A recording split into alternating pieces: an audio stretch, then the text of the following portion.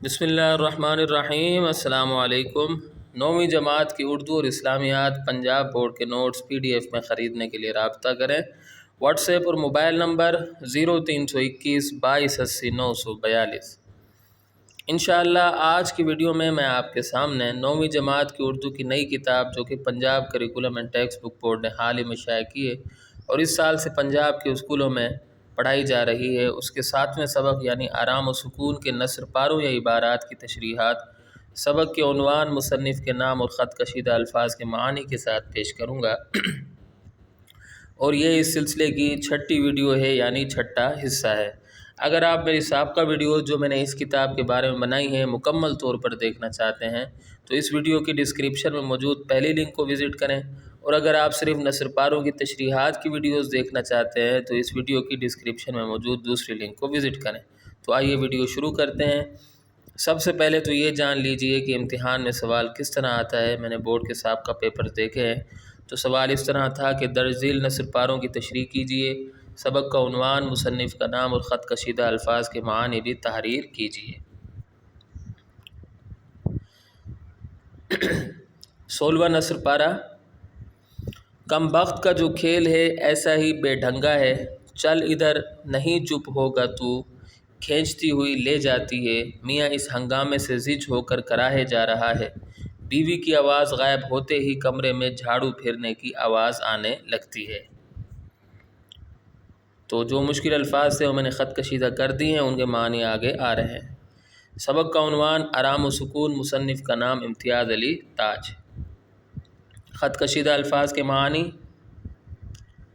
کم بخت یعنی بدقسمت یا بد نصیب، بے ڈھنگا برے رنگ ڈھنگ کا یا ناموزوں، ہنگامے شور، زج ہو کر عاجز آ کر یا بے بس ہو کر، کراہے جا رہا ہے درد یا تکلیف کی شدت کے سبب آوازیں نکالے جا رہا ہے۔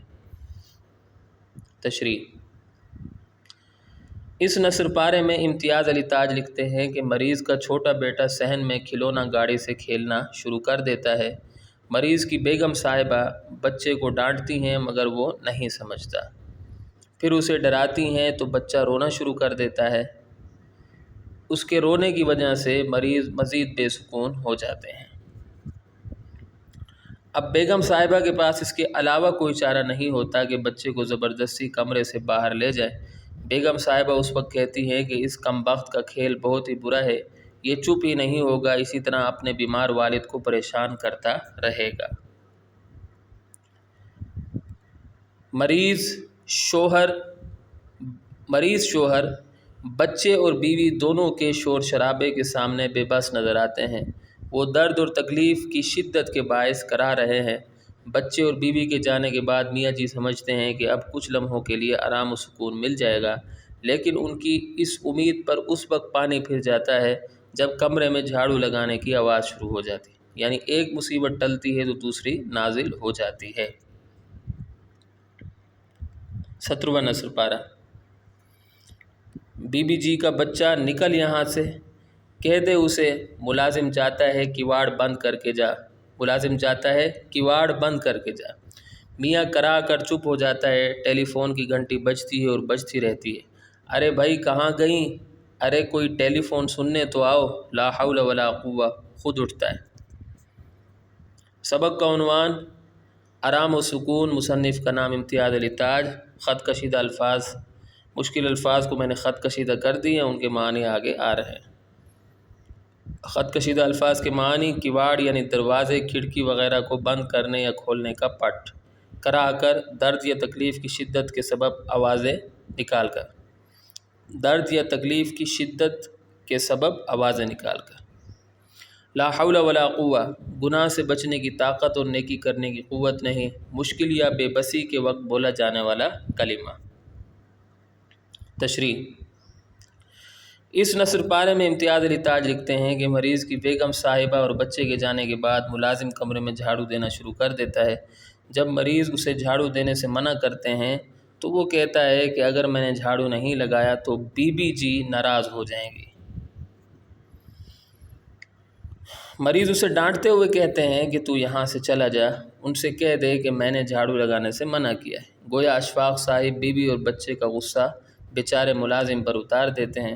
ملازم سہم کر کمرے سے باہر نکلتا ہے تو مریض کہتے ہیں کہ کنڈی لگاتے ہوئے جانا تاکہ وہ کچھ دیر آرام کر سکیں۔ میاں جی درد اور تکلیف کی شدت کے باعث کچھ دیر کراتے ہیں، پھر ایک اور مصیبت شروع ہو جاتی ہے۔ ٹیلی فون کی گھنٹی بجتی ہے اور بجتی ہی چلی جاتی ہے۔ مریض کی آرام و سکون کی خواہش پھر پوری نہیں ہو پاتی۔ اب مریض فون سننے کے لیے بیگم صاحبہ کو پکارتے ہیں مگر دروازہ بند ہوتا ہے، ان تک آواز نہیں پہنچتی۔ مریض کے پاس اس کے علاوہ کوئی چارہ نہیں ہوتا کہ خود اٹھیں اور جا کر ٹیلی فون سن لیں، پس لا حول ولا قوہ پڑھتے ہوئے خود ہی فون سننے کے لیے اٹھ کھڑے ہوتے ہیں۔ 18واں نثر پارہ۔ ہیلو، میں اشفاق بول رہا ہوں۔ بیگم اشفاق کسی کام میں مصروف ہیں، اس وقت کمرے میں نہیں ہیں جی۔ یہاں کوئی ایسا نہیں جو انہیں بلا لائے۔ میں علیل ہوں۔ کیا فرمایا آپ نے؟ ٹھیک ہے، یہ مشکل الفاظ جو تھے وہ میں نے خط کشیدہ کر دیے۔ سبق کا عنوان آرام و سکون، مصنف کا نام امتیاز علی تاج۔ خط کشیدہ الفاظ کے معنی: علیل یعنی بیمار، فرمایا یعنی بولا یا کہا۔ تشریح: اس نثر پارے میں امتیاز علی تاج لکھتے ہیں کہ جیسے ہی مریض بیوی، بچے اور ملازم سے جان چھڑاتے ہیں تو ایک نئی مصیبت شروع ہو جاتی ہے۔ ٹیلی فون کی گھنٹی بج اٹھتی ہے، مریض اپنی بیگم کو پکارتے ہیں لیکن کمرہ بند ہونے کی وجہ سے ان تک آواز نہیں پہنچتی۔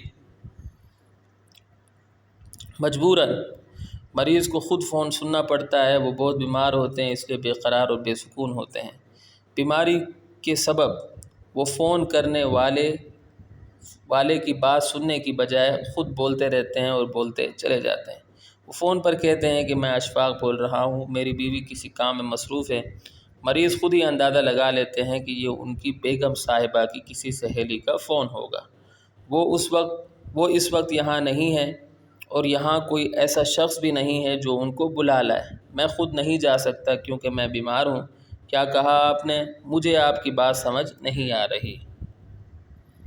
دراصل مریض کی کوشش ہوتی ہے کہ کسی نہ کسی طرح ٹیلی فون کرنے والی بیگم صاحبہ کی سہیلی سے جان چھڑائی جائے، اس لیے جو منہ میں آتا ہے کہتے ہی چلے جاتے ہیں۔ تو یہاں آ کر ہماری ویڈیو اختتام کو پہنچتی ہے۔ امید کرتا ہوں کہ آپ کو میری یہ کاوش پسند آئی ہوگی۔ اگلی ویڈیو تک کے لیے مجھے اجازت دیں۔